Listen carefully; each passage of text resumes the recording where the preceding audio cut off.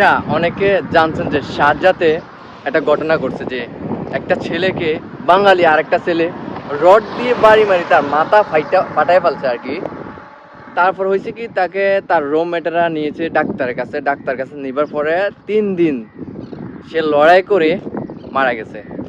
আসলে তোমরা যে অনেকে আমার বাঙ্গের নাতি অনেকের ভিডিও বানায় যে ডুবের ভিসা খোলে না, ডুবের ভিসা খুলবো কেমনে রে? তোরা এমন এমন কাম করে রাখছো শালায়, ভিসা খুলবো কেমনে? আমার বাপের হালারা কেমনে খুলবো ক? এমন ঘটনা ওগুলো গড়াস। আর বাঙ্গের নাতি গলে এক একটা কি করবো, শতানের বাচ্চা গলে লাইসেন্স একটা খুলবো, খুললে 10-12 জনের ভিসা লাগাই দিয়া গোলামের ফুত অকল গায়ে ভিজে বই কি রে কুত্তে অকল তোর আব্বারা লাইসেন্সটা রিনিউ করাইবো।